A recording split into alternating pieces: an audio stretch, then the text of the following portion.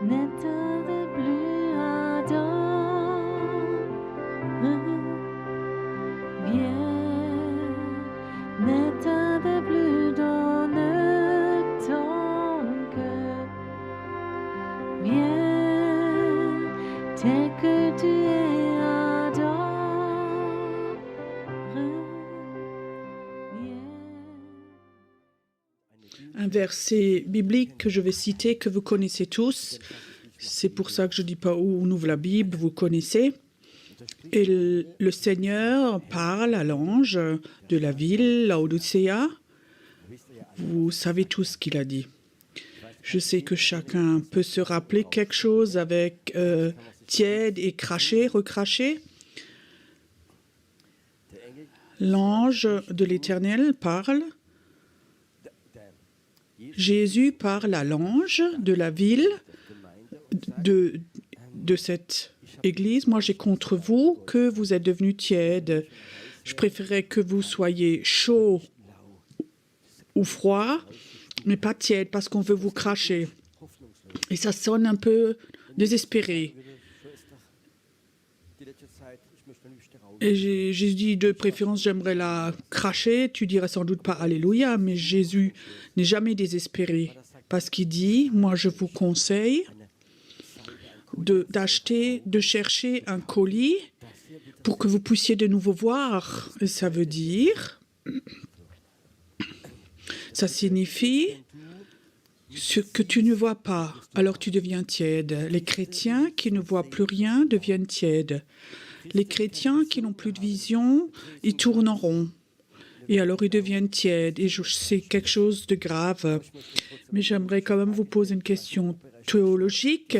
Si vous vous êtes déjà posé la question, pourquoi Jésus parle à l'ange de l'Église et pas à Jésus? Ce serait bien que tu parles aux pasteurs, aux anciens, tu leur expliques ça, mais donc pas à l'ange. Je crois qu'il y a 2000 ans, il y a beaucoup de choses qui étaient différentes par rapport à aujourd'hui. Il n'y avait pas d'Internet, il n'y avait pas de YouTube, on ne pouvait pas écouter Daniel, on ne pouvait pas écouter les CD, on n'avait même pas de Bible non plus. Le Nouveau Testament a seulement été écrit dans le 16e, 17e siècle. Ils avaient peut-être juste quelques psaumes, mais je crois que dans ces temps, les anges jouaient un plus grand rôle qu'aujourd'hui. Je sais que chez beaucoup de chrétiens aujourd'hui, même chez les charismatiques, quand je raconte, j'ai rencontré un ange où il m'a parlé, et souvent il me regarde un peu bizarrement. La majorité des personnes, même les gens occultes, eux, croient aux anges.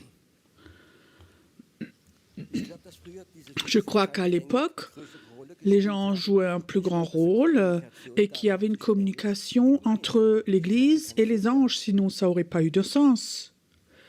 Il y a plusieurs années, j'avais eu la mission de Dieu d'aller dans le sud de la France, à Toulon, et il faut que je prie là. Et quand le Seigneur a dit « je dois aller là-bas », je pose la question « il y a des chrétiens, une église là-bas ?» Non, pas une église, pas prêcher, mais tu dois prier pour la ville. Le soir, on était dans la ville et ça monte doucement vers les Alpes. Et on marchait dans une rue, on priait. Et quelque part, nous sentons dans une rue, la présence de Dieu était très forte. Je regardais mon épouse, elle remarquait aussi quelque chose était là. On est resté là un moment. Alors j'avais l'impression comme ça, nous devons encore plus appeler les anges, ils doivent venir. Alors c'est comme si le Saint-Esprit disait oui, fais-le, que les anges de partout, du nord, du sud, venaient ici. Tout d'un coup, je voyais comme toute la ville s'était remplie d'anges. Et alors un ange était là, c'était sans doute le chef des anges, il était grand, majestueux, il était là debout, et je sentais qu'il voulait parler avec moi. Et je disais, Seigneur, je n'ai pas d'expérience. Est-ce qu'un humain doit parler avec les anges? Peut-être vous aussi, déjà posé la question. Et tu sais, quand je fais ce genre de choses, Il y a toujours ma volonté, ma tête et le Saint-Esprit. Et je sentais le Saint-Esprit qui disait oui, c'est OK. Et j'ai parlé avec cet ange et l'ange me parlait et il m'expliquait que que l'ange de la ville a toujours les plans de Dieu, les plans du réveil pour la ville. Mais il m'a dit, tu sais, nous on a les plans, on sait ce que Dieu veut, mais on ne peut rien faire si vous ne priez pas. Et les anges sont libérés, ils savent ce qu'ils doivent faire. Si on commence à prier, et je crois qu'il y a un temps qui va venir où les intercesseurs prophétiques vont beaucoup plus de contact avec les anges.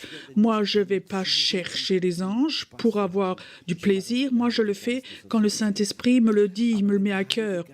Mais le Saint-Esprit t'emmène dans ce niveau quand tu es dans une ville et tu pries et tout d'un coup, tu as une rencontre avec des anges. Je te dis, c'est OK, tu as le droit de le faire. Beaucoup de chances ont besoin d'encouragement et il y a des temps où tu vas le vivre. Il y a plusieurs années, j'étais dans la ville de Speyer et pas loin du dôme. Le Saint-Esprit me parle, ne crains pas. Et parce que ça vient de moi maintenant. Et j'étais là, debout, et tout d'un coup, je voyais un ange. Il avait sans doute 7-8 mètres de haut. Et je ne suis pas quelqu'un qui m'effraie vite, mais c'est quand même effrayant quand tu vois un ange de cette taille-là. Je le regardais un moment. Il avait comme ça une clé en or dans la main. Et il me dit, viens, j'aimerais te donner la clé. Et il m'a donné une clé, surtout pour le monde des ténèbres en bas. Et alors je suis rentrée chez moi et j'ai dit, Seigneur, comment ça se fait qu'il y a des anges si grands? Il disait, oui, c'était l'ange de la ville.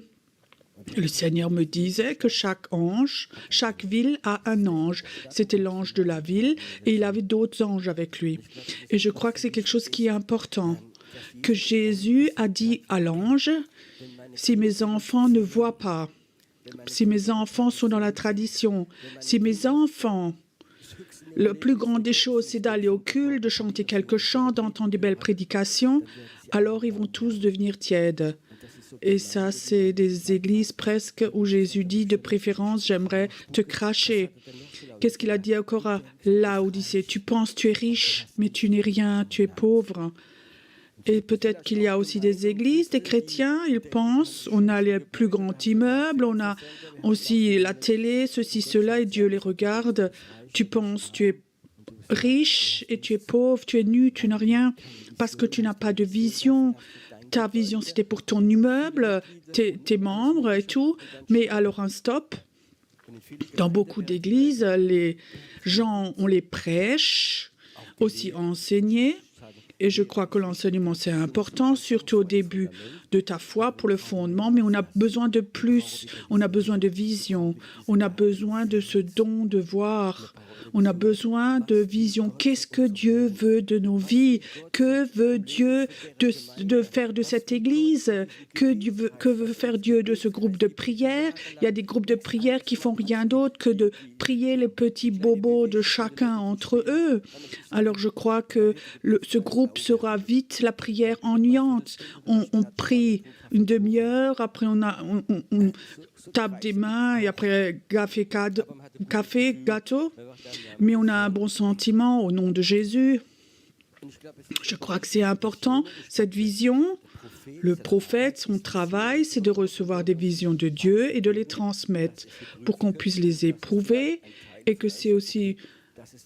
Il y en a certains d'entre vous qui disent « oui, ça c'est pour moi ». Hier, dans la prière, j'ai déjà raconté.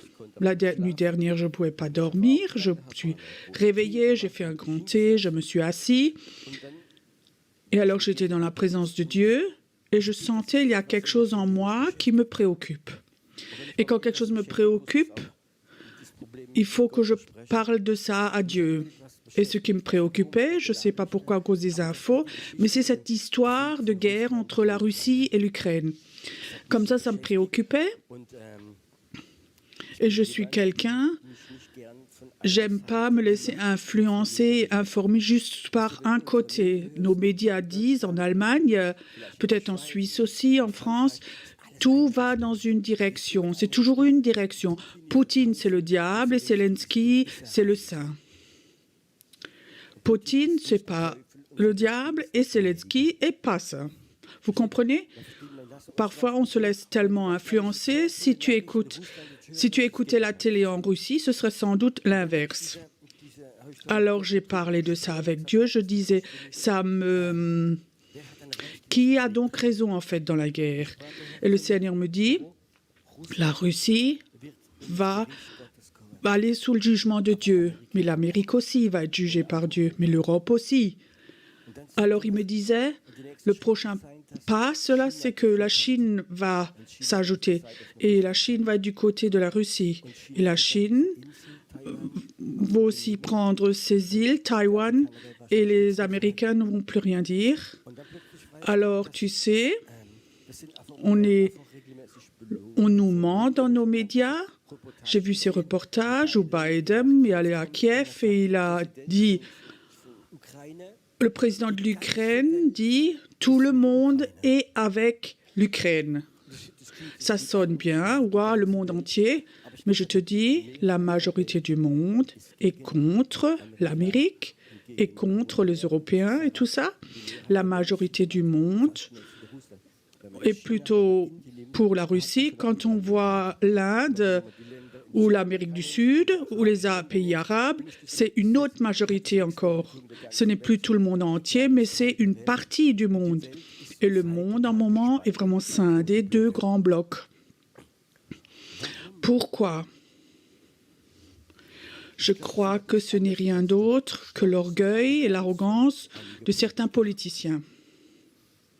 Tu sais, je crois honnêtement, mon opinion personnelle, Poutine ne voulait pas avoir de guerre. Il voulait juste avoir la sécurité que l'OTAN ne s'approche trop près et des problèmes, et il aurait des problèmes avec son pays. Alors il a commencé de négocier et nos Américains et nous Européens, on ne veut pas négocier, on veut montrer qu'on est fort, que nous sommes forts. Est-ce qu'on a montré notre force? Et maintenant on voit le résultat. Tu sais ce qui me venait les derniers jours? Les politiciens qui nous vantent comme ça tout, c'est les mêmes politiciens qui nous ont vendu. Il faut qu'on reconstruise l'Afghanistan comme un pays moderne. L'Afghanistan va être un pays moderne. Il y aura des autoroutes, il y aura des structures, il y a la démocratie. On a dépensé des milliards pour là-bas et beaucoup de soldats sont morts à cause de l'Afghanistan. Qu'est-ce que ça a ramené? Quel est le résultat? Soyez honnêtes, l'Afghanistan, c'est pire qu'à l'époque, en fait. On a fait des promesses, on a donné de l'argent, et c'est les mêmes politiciens qui, aujourd'hui, nous racontent ça. Nous allons gagner la guerre. Nous allons rendre la Russie petite. Je crois, si nous sommes dans une situation, le monde est vraiment scindé, pas seulement en Russie, en Ukraine, mais dans beaucoup de pays du monde. Quand je pense à l'Iran, ils ont dit la bombe atomique est à 99% terminée. Et la première chose qu'ils vont faire, ils vont essayer de tirer contre Israël. Il y a la Corée du Nord ou d'autres endroits encore, de Serbie, d'autres endroits. Ça boue de partout et d'une minute à l'autre, ça peut exploser. Et d'un jour à l'autre, ça c'est la situation. Et je crois que la situation va venir. On ne faut pas voir humainement. J'avais une vision il y a quelques années, 6-7 ans. Pendant comme ça un séminaire, j'avais une vision et je voyais l'enfer. J'étais dans l'esprit comme en bas. Il y avait une grande salle. Ça avait l'air d'un grand laboratoire. Et je voyais comme ça des êtres démoniaques. Je les voyais de derrière et préparer quelque chose. Je disais, qu'est-ce que c'est? Et ils essaient de fabriquer les dernières âmes. Et les 2 ans après, coronavirus est venu. Je sais que l'enfer est capable, un après l'autre, des choses peuvent venir. Alors, il y avait cette guerre qui venait, cette inflation et d'autres mauvaises nouvelles, une après l'autre. Et pour l'instant, je n'ai pas vu un seul président qui disait « on a besoin de prière, il faut qu'on se repent ». C'est toujours « on va y arriver, on est assez fort ». Et en Allemagne, il y a des millions de personnes qui viennent dans mon pays et de façon illégale la majorité du temps. Les Allemands n'ont presque plus d'appart, mais ça continue quand même et ça, c'est la situation. Ça, c'est la situation de puissance spirituelle. Les puissances spirituelles ont la capacité d'influencer les personnes qu'ils ne puissent plus penser.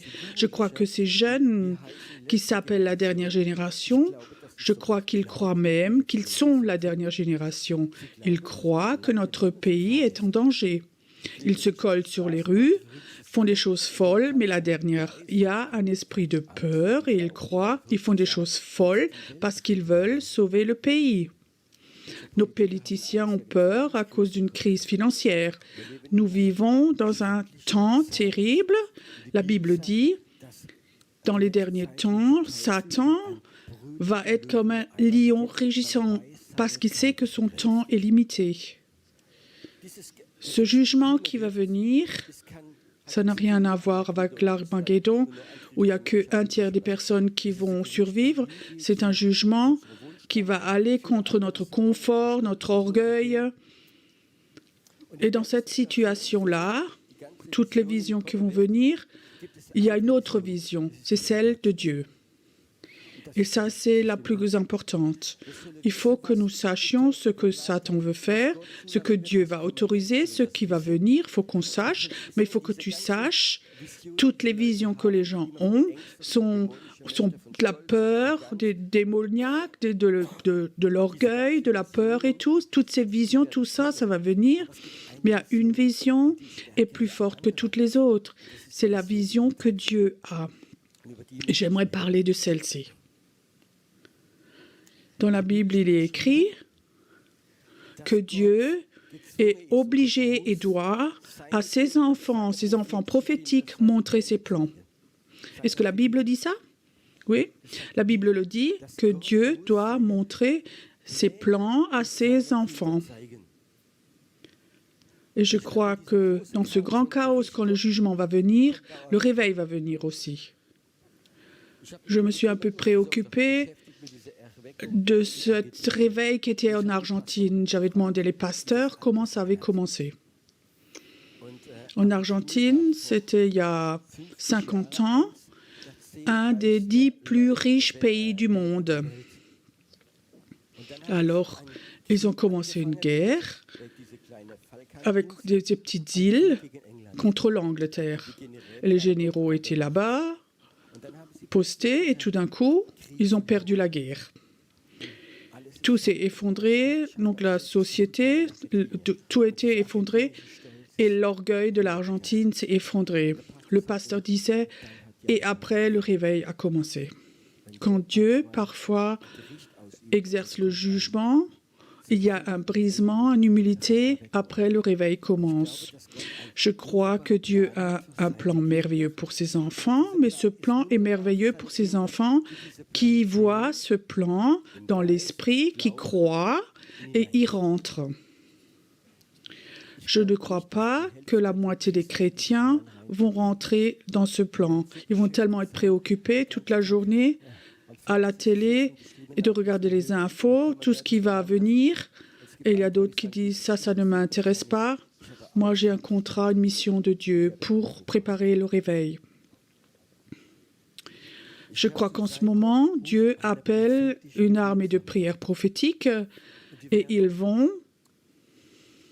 Des chrétiens qui prient ont toujours la capacité de rendre Dieu plus doux et d'exercer moins durement son jugement. Les chrétiens peuvent dire, Seigneur, notre pays a mérité le jugement parce qu'il y a l'orgueil, il n'y a pas de Dieu, il y a du péché comme jamais, mais Seigneur, pardonne-leur, ils ne savent pas ce qu'ils font. Seigneur, ne sois pas si dur dans ton jugement que la génération qui suit peut venir à toi. Et je crois que c'est un pas très important, pas accuser. Tu vois ce qu'ils font, envoie le jugement, qu'ils soient tous punis. Non, c'est l'inverse. Je crois que cette intercession, ils savent ce qui va venir. Pour les gens, il faut quand même dans notre cœur qu'on ait de la compassion, l'amour de Dieu pour les personnes. Et la deuxième chose, dans cette vision du réveil, quelle est ta place là-dedans? Où Dieu veut t'utiliser pour aider, pour préparer tout ça? Je crois que c'est une des choses les plus importantes. Dieu a un plan. Moi, je sais, moi, je suis une pièce du puzzle de ce plan. Juste une pièce. Mais si tu sais,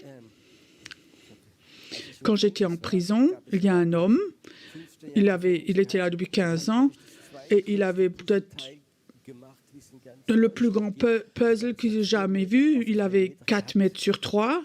Maintenant, tu imagines combien de temps il te faut pour faire ce puzzle.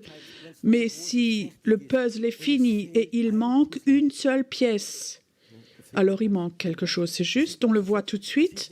On ne voit pas toutes les autres pièces, mais on voit ce morceau qui manque. Est-ce que tu veux, dans le plan de Dieu, être ce morceau de puzzle qui manque? Oh, mais je suis donc pas important. Non, tu n'es pas important. Dieu veut te former comme pièce du puzzle qui rentre dans ce plan. Et je crois que c'est quelque chose d'important. Il y a tellement de chrétiens qui croient Dieu est un photocopieur. Dieu est un grand photocopieur et il photocopie aussi les chrétiens. Non, Dieu n'est pas un photocopieur. Dieu crée des originaux. Et il fait des originaux parce qu'il a besoin de 7 personnes pour cette chose-là. Et la majorité des personnes qui ont un grand ministère, au début, n'arrivaient pas à croire qu'ils sont capables de faire ce travail. Dieu, regarde-moi comme je suis avec mes fautes, ça va donc pas, c'est impossible, je peux pas faire, je peux pas, impossible. Tu sais ce que Dieu dit? Toi ne peux rien, c'est bien comme ça. Mais moi, je veux te transformer pour que tu puisses le faire. Et maintenant, je veux dire que je crois que ce soir, ici, beaucoup de morceaux de puzzles sont assis ici, que Dieu utilise pour ce plan, pour le réveil. Le réveil ne va pas tomber du ciel d'un jour à l'autre, mais il y a une préparation pour les intercesseurs. Dieu a besoin dans la ville des gens qui sont responsables. On pense toujours, les images que les chrétiens ont, quand Dieu a besoin de quelque chose, ça a toujours à voir avec l'Église. Moi, je peux te dire, souvent, ça n'a rien à voir avec l'Église. En Allemagne, dans les grandes villes, il y a plus de 60% de chrétiens nés de nouveau ne vont plus à l'église parce qu'ils n'ont plus de vision. On les prêche, on leur dit ce qu'ils doivent faire, ce qu'ils peuvent, aussi un peu dans l'organisation, mais il n'y a pas de vision. Et je crois que les chrétiens cherchent de Dieu, qu'est-ce que tu as prévu de ma vie? Qu'est-ce que tu veux faire de ma vie? Je peux te dire, si Dieu t'appelle, tu commences à avoir une vision, à être un intercesseur prophétique, et Dieu commence à te poser, à te montrer des endroits, tes yeux s'ouvrent et tu vois quels démons sont là. Ils sont grands. Et Dieu dit, fais juste comme ça, clique des doigts, et tu fais comme ça. Et tout d'un coup, les démons s'en vont et tu es là, tu regardes, c'était moi ça? Oui, Dieu dit oui, c'était toi. Le temps va venir. Je pourrais toute la soirée vous parler d'anges et de démons. Quelle toute puissance nous avons quand nous sommes obéissants. Et je sais, avant, j'ai parlé avec quelqu'un, c'est péché si je ne vais pas à l'église. Je peux te dire, parfois, c'est mieux de ne pas aller à l'église que d'aller dans certaines églises. Si tu es enfermé, vous savez comment l'église devrait être, comme les verts pâturages. Psaume 23 pour les brebis. Ça doit être pour toi l'église. Viens, brebis, va sur les verts pâturages. Mais si ça ne l'est pas, et tu t'organises et tu t'énerves à cause de l'organisation, tu as l'impression que dans le désert, c'est mieux de ne pas avoir d'église si ton église n'est pas un vert pâturage. Je crois qu'on va aller dans un temps où Dieu va appeler des personnes pour faire des choses spéciales, des ministères très spéciaux. Il y a plusieurs semaines, j'avais l'impression, le vendredi soir, il faut sur YouTube, à l'église, de faire une soirée qui sont dans le surnaturel ou qui cherchent le surnaturel ou qui sont prêts à rentrer dedans. La salle était pleine et je crois qu'il y a 10 à 18 000 personnes qui ont regardé. Après, j'ai dit, tous les gens qui ont déjà des rencontres surnaturelles avec des anges et n'ont jamais raconté à personne, écrivez-moi vos témoignages. Tout d'un coup, il y a une tonne d'emails qui sont venus de plein de personnes normales où ils ont raconté les anges, ils ont visité, où les anges les ont envoyés dans d'autres pays, ils ont fait des choses. Moi, j'étais étonnée parce qu'il y avait tellement. Et certains, j'ai demandé, et elle disait, tu sais, on n'ose pas à raconter ça à notre pasteur dans notre église. Après, on nous tamponne, on n'est pas tout à fait normaux. Et Dieu ne voudrait pas qu'on ait ce tampon de pas normaux. Si tu es dans une église et il ne croit pas au don du Saint-Esprit ou que des anges sont là et il ne croit pas que tu as un appel, alors tu es sans doute dans la mauvaise église. Je vais le dire direct. Il faut que tu sois dans une église où il y a 5 dons, où tu es guidé à aller dans l'autre niveau. La Bible dit, tu ne seras pas plus grand que ton maître. Si ton pasteur, s'il y a un pasteur, et il n'y a pas de notion de prophétie, il ne sait rien éprouver, il n'a rien avec le don de l'esprit, comment est-ce que lui veut te guider? Tu comprends ça? Alors, il faut que tu ailles ailleurs ou que tu es guidé de temps en temps, des séminaires ou comme ça. C'est un temps où ce surnaturel va s'ouvrir dans une mesure où ce ne l'était depuis jamais. Moi-même, je suis toujours effrayée par le surnaturel, comme ça se passe. J'ai sans doute cette année, ou les derniers 12 mois, eu 7 ou 8 témoignages qui m'ont écrit. Ils étaient malades dans leur lit, ils avaient des douleurs, et dans le rêve, ils m'ont vu. Ils ont vu en vision, rentrer dans leur chambre, où je leur imposais les mains, et ils étaient tout de suite guéris. Au début, je commençais mais par des personnes différentes, et je sais que Dieu a la capacité, dans la nuit, de prendre ton esprit et d'aller quelque part.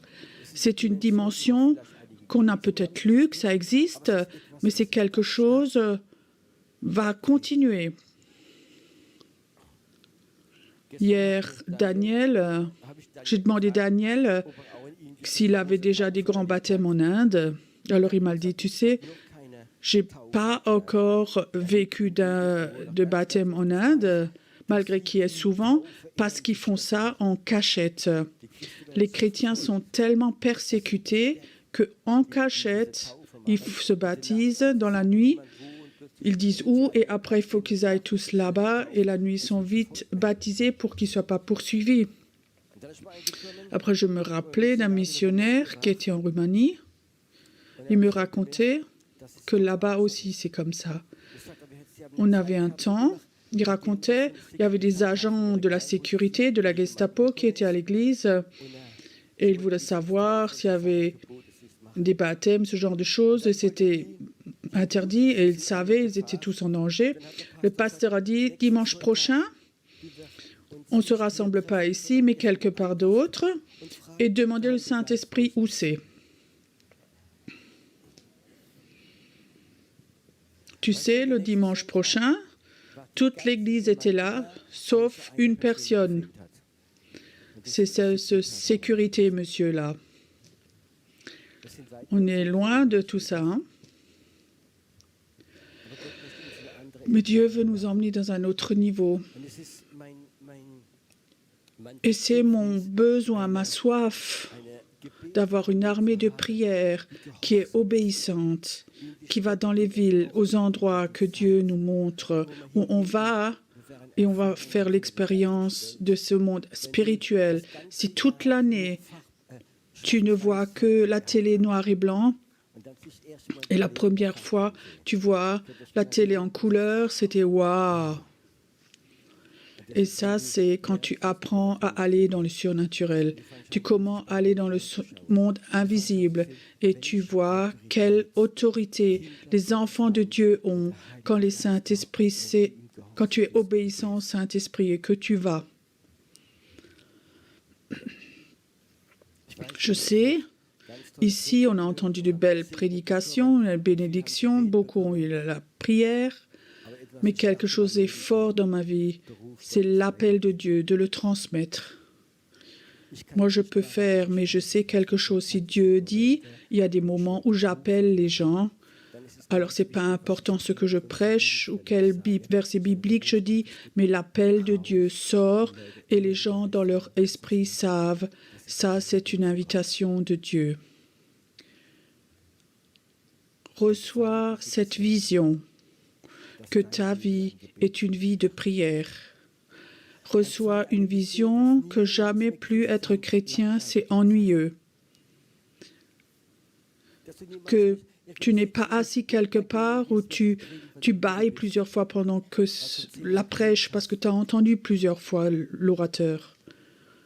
Reçois une invitation de Dieu à aller à un autre niveau. Et je te promets, ce n'est pas facile, mais ce ne sera plus ennuyeux.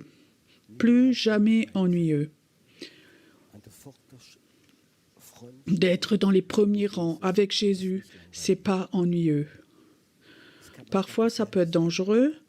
Parfois, il y a des flèches qui vont nous toucher dans ce monde invisible. Mais je vais vous dire,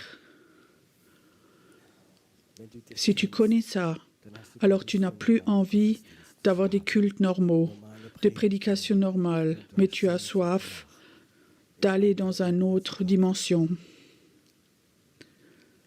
Je ne sais pas combien de personnes ce soir vont recevoir une carte de visite de Dieu ce soir.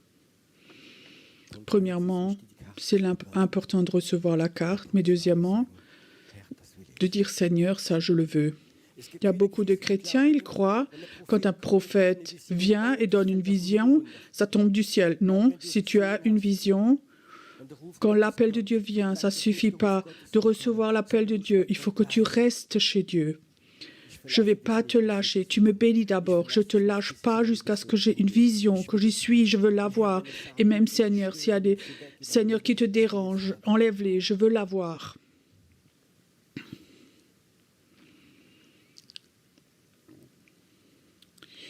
La porte peut être étroite,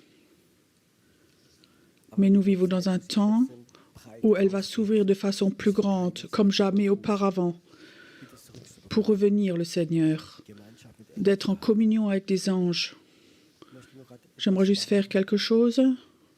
J'aimerais savoir qui a déjà vu des anges ou eu des rencontres avec des anges. Ah oui, beaucoup. Ok, j'ai plus besoin de prêcher, c'est bon. Presque tous, vous êtes tous là-dedans. C'est un niveau qui est normal, mais ça va devenir plus fort. Ça va devenir plus fort. Ça va devenir plus fort. Est-ce que tu as soif que ce soir, tu aies une rencontre avec Dieu? Nous étions en Israël, on avait une école de prophètes. Et un soir, le Seigneur disait, des anges vont venir dans la salle, veulent toucher les personnes. Il ne faut même pas prier, il faut juste rester tranquille. Et beaucoup sentaient comme des anges rentraient, ont touché leur épaule, touché leur visage. Et certaines personnes ont eu comme ça un rayonnement parce qu'ils étaient touchés par la gloire de Dieu. Et Dieu m'a donné la parole. Quand vous rentrez chez vous en Allemagne, en avion, les anges vont vous accompagner. Et tous ont dit « Alléluia ». Mais quand on était à l'aéroport, on avait tout oublié. Et puis une Autrichienne, elle se lève dans l'avion. « Est-ce que vous avez emmené vos anges ?» Et au même moment, les personnes qui étaient avec, les 80 personnes, ils ont tous dit quelque chose nous a touchés dans l'avion. Les anges étaient allés avec. Je le sais que des anges ont un besoin de travailler avec toi. Les anges ont les plans de la ville. Et il voudrait parfois te communiquer ses plans. Et les anges voudraient parfois aussi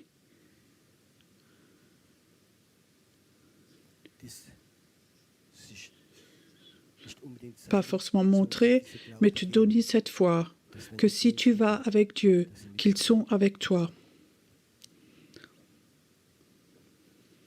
Les anges ont ce besoin ce soir, c'est le dernier soir, de toucher plusieurs personnes ici.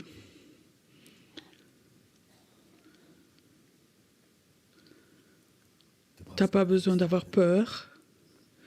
Ce n'est pas un jugement, c'est la grâce.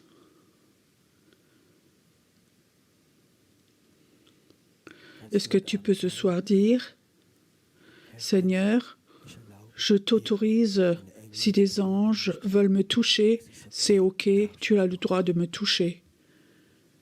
Tu as le droit de me toucher. Ça commence déjà à bouger dans la salle.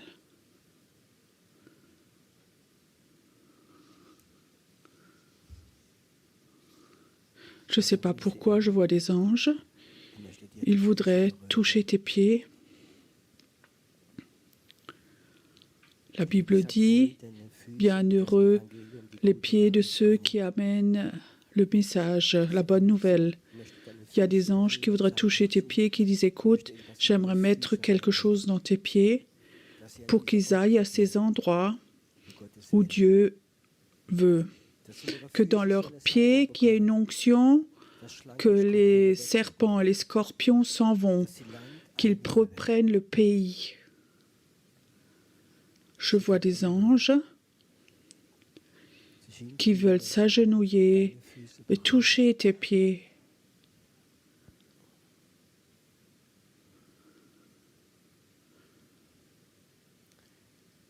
Il y a des anges.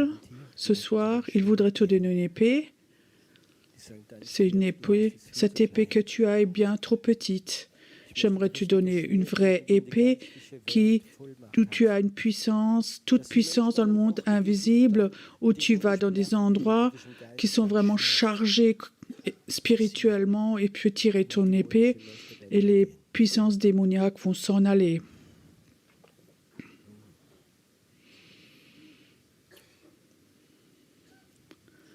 L'épée va être collée à ta main. Comme David dit qu'il était dans la guerre, il a tellement battu que sa main était crampée, avec des crampes autour de l'épée, qui tenait son épée. Et parfois, tu vas des mains tenir cette épée dans tes mains et tu vas avoir l'autorité avec cette épée. Écoute, si tu es là et maintenant, tu as cette foi surnaturelle qu'un ange est là et il te donne une épée. Alors lève-toi simplement devant Dieu. Seulement toi, si tu as cette foi ou que tu sens que quelque chose te touche, lève-toi simplement. C'est une épée d'autorité dans le monde invisible. L'épée n'est pas là pour faire un ministère, pour prêcher, mais c'est une épée de l'autorité qui te donne.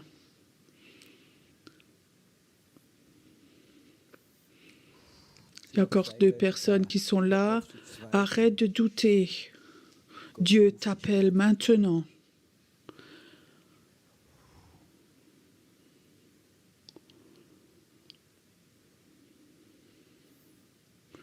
Maintenant, nous allons déjà essayer cette épée, expérimenter. J'aimerais que ceux qui sont debout, je vais compter jusqu'à 3 et vous allez crier feu. 1, 2, 3, feu!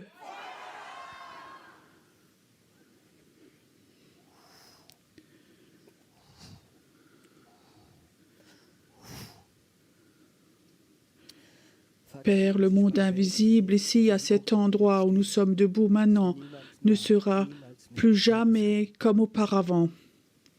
Ici, dans le monde invisible, il va y avoir une ouverture d'anges qu'ils puissent venir ici, maintenant.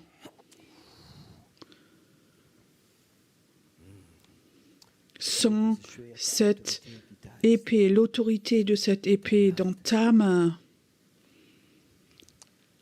Tu n'as pas un caractère comme les autres, toi qui es là, debout, mais tu as toujours eu un caractère de battant. Et ça, c'est la raison pourquoi Dieu dit, je te donne cette épée.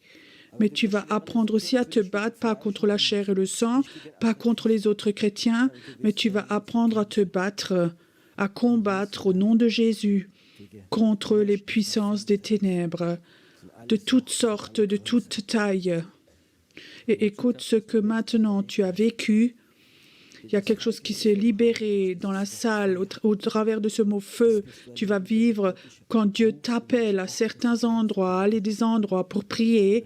Tu vas voir que quelque chose va être libéré dans le monde invisible.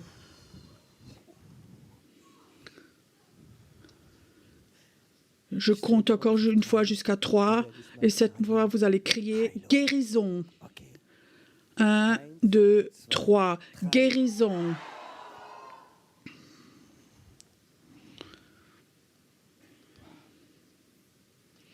Il y a quelqu'un qui est là dans la salle. Tu as une tumeur, je ne sais pas qui c'est, mais j'ai vu comme la tumeur a été transpercée. C'est parti maintenant.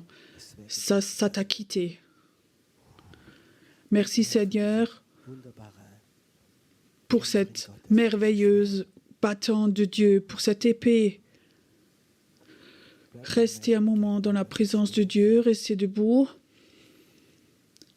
J'aimerais que maintenant que tu sentes qu'un ange est là et que touche tes pieds, tu vas aussi aller dans des chemins que tu ne connais pas, que tu n'as pas l'habitude, où tu ne veux pas toujours aller non plus. Et tu vas aller dans des endroits où tu dis non, là on ne peut pas aller, mais tu sauras, il est temps d'aller là. Peut-être quelqu'un t'envoie dans un bistrot sombre ou l'autre à la discothèque ou un autre endroit où tu ne te sens pas à l'aise. Mais tu ne seras pas un visiteur, mais tu seras un messager de Dieu. Et là où tu mets tes pieds, cet ange, maintenant, certains anges touchent tes pieds maintenant. Écoute, si tu sens ça maintenant, que quelque chose touche tes pieds maintenant, et tu dis oui, je veux aller, alors lève-toi simplement, lève-toi là simplement.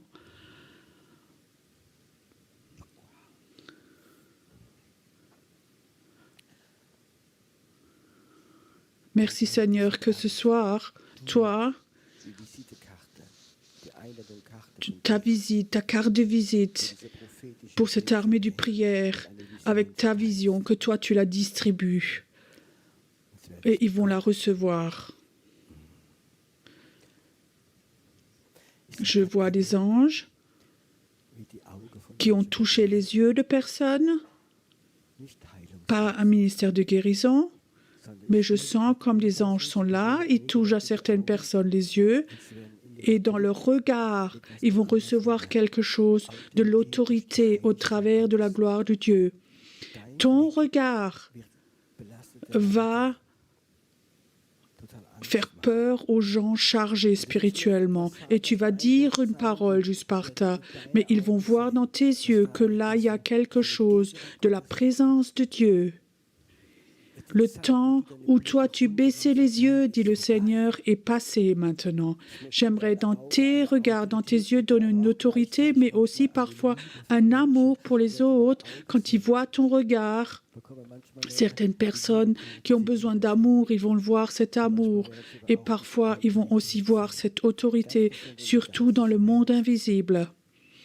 Tu vas prier avec des gens qui sont chargés, tu vas les regarder et les démons des autres personnes vont perdre leur force parce qu'on voit ton regard. Merci Seigneur que ce soir tu es là, que tu agis, que des choses fortes vont se passer, qu'il n'y a pas de temps et d'espace et d'âge. Toi, tu vas utiliser cet homme. Et je vois comme un printemps revient pour toi. On n'est pas en automne, on est dans l'esprit, dans le printemps.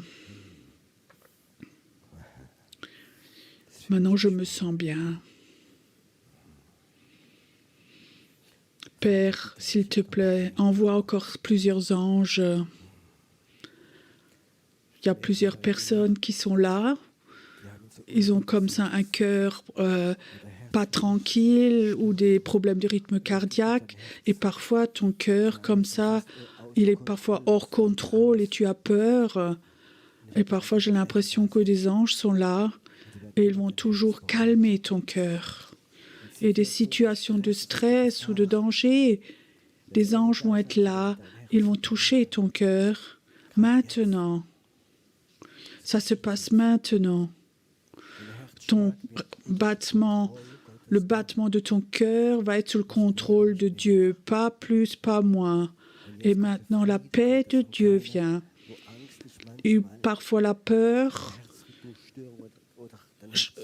stressait ton cœur pour qu'il soit un peu fou. Maintenant, en tant que signe, ton cœur va devenir tout calme. Peut-être que ça t'a empêché, ça, que tu sois allé dans cette armée de prière à cause de ton problème de cœur.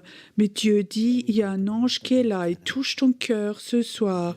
Et tu iras dans la paix de Dieu, dans la paix totale de Dieu. Et tu sens que quelque chose touche ton cœur, quelque chose de chaud, lève-toi simplement. Je sais qu'il y a plusieurs personnes qui sont là et que leur cœur va devenir tout normal. Le temps où les mauvaises nouvelles te stressaient, dans les psaumes, David dit, les mauvaises nouvelles ne vont plus m'ébranler. Elles ne vont plus m'ébranler. Merci Seigneur que tu touches maintenant les personnes. Et merci Seigneur qu'il y a des anges, ils vont aller avec. Ce ne sont pas des anges pour Israël ici, mais ce sont des anges qui sont prévus pour ta vie. Les anges sont là quand tu leur obéis, quand tu obéis à Dieu, les anges vont être avec toi. Il y a plusieurs années, j'étais à Majorque. Vous pouvez vous asseoir.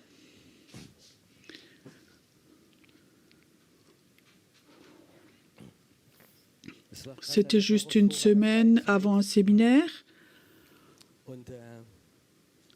C'était déjà le soir à 23h. Mon épouse était au lit, je voulais aussi. Et le Seigneur me dit, non, va encore te promener. Alors je sors, je me promène un peu. Et c'était comme ça, 11h30. Je m'assieds sur le banc. Et tout d'un coup, je sentais quelqu'un s'assied à côté de moi. Et dans l'esprit, je commence à voir, c'était un ange. Il était assez grand, il était assis à côté sur le banc. Et il me disait, je suis là avec toute une armée parce que vous venez pour cette armée de prière. Nous sommes des anges, on sait déjà, on est là depuis plusieurs jours et on prépare. Et dans la discussion, je disais, tu as sans doute plus d'expérience que moi. Quand on ne sait plus quoi dire, on dit de choses bêtes. Alors ils disent oui, j'étais des années l'ange de Ésaïe. Alors il sait, lui, beaucoup plus que moi. Les anges ne meurent pas. Tu comprends? Les anges accompagnent les personnes jusqu'à ce qu'ils meurent, jusqu'à ce qu'ils vont chez le Seigneur, et après ils sont libres et cherchent quelqu'un d'autre.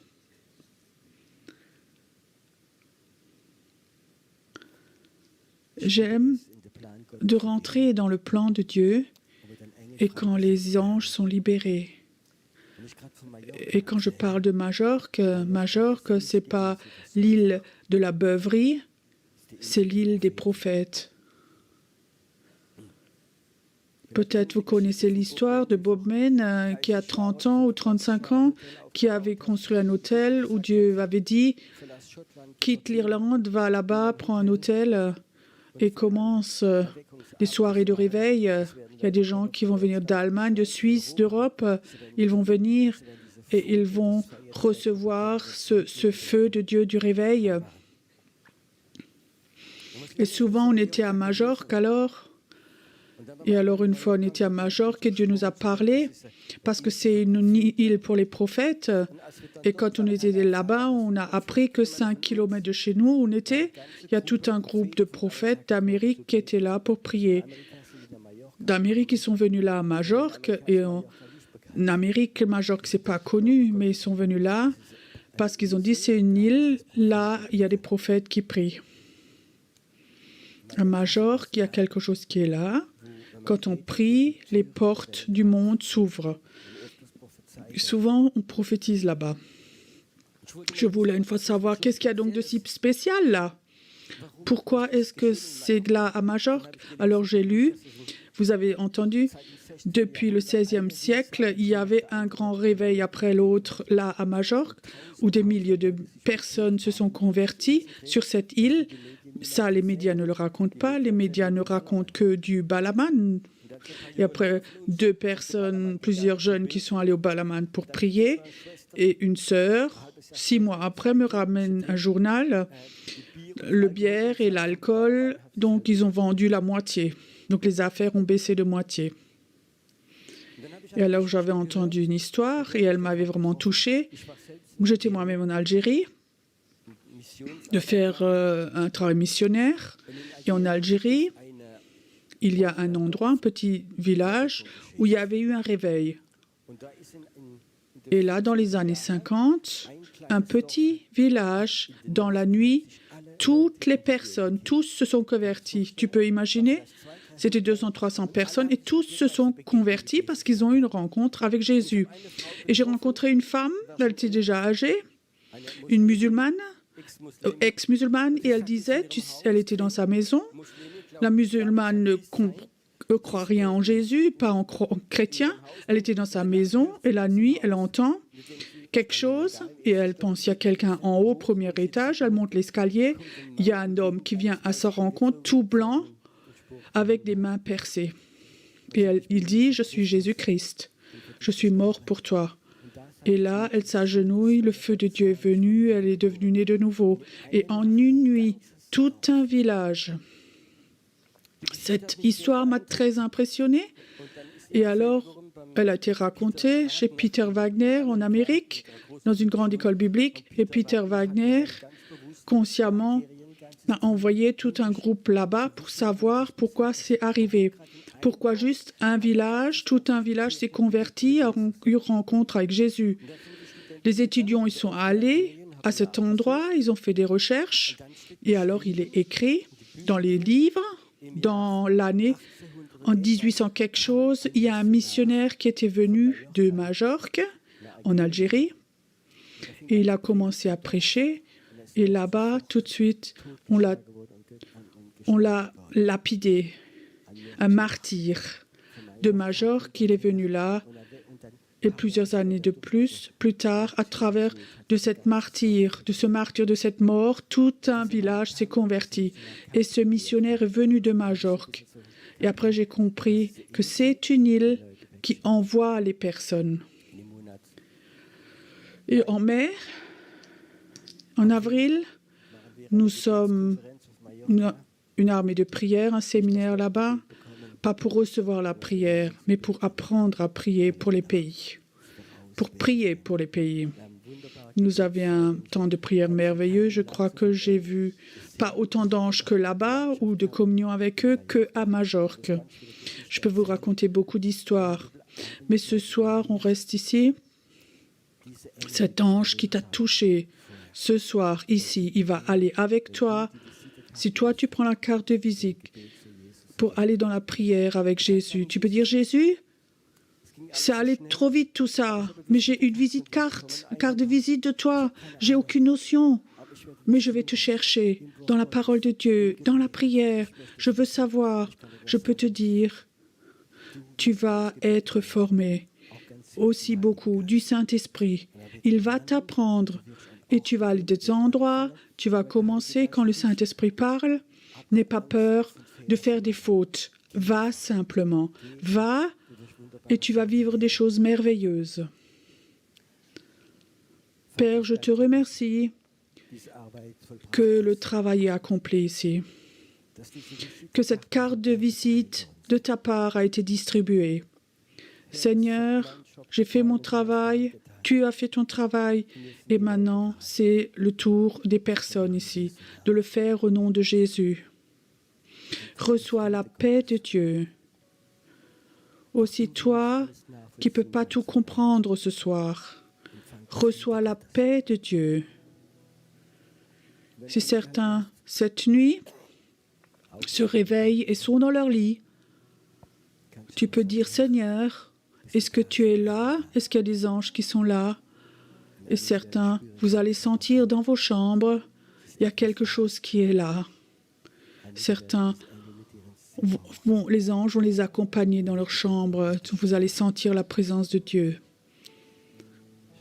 Je n'ai pas de vous dire au revoir à chacun, mais on se voit au plus tard au ciel.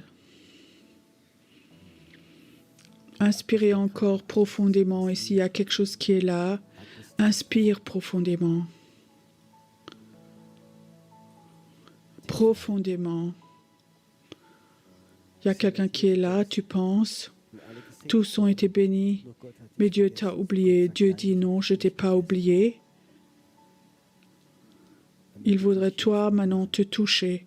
Surtout toi qui dis cette semaine, j'avais l'impression que Dieu m'avait oublié. Si tu es là et tu as cette impression, ne rentre pas chez toi, mais simplement ta main sur ton cœur. Dieu ne t'a pas oublié. Aussi dans le désert, quand tu étais dans le désert, il était avec toi. Et de ton tunnel, tu vas de nouveau en sortir. Il n'y a pas de cas désespéré chez Dieu. Ça ne va jamais exister. Merci Seigneur que tu le touches maintenant et qu'il puisse rentrer chez lui avec plein de paix. Je serai aussi bientôt en Suisse. Le soir, je suis à Steffisburg, dans la grande salle. Et en journée, on a une école de prière.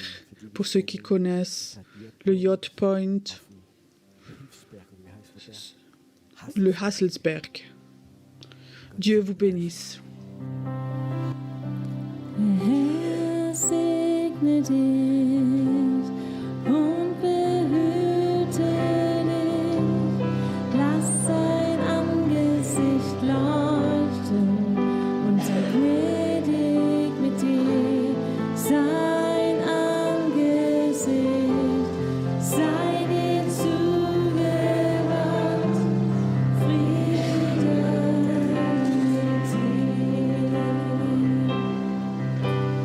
Amen.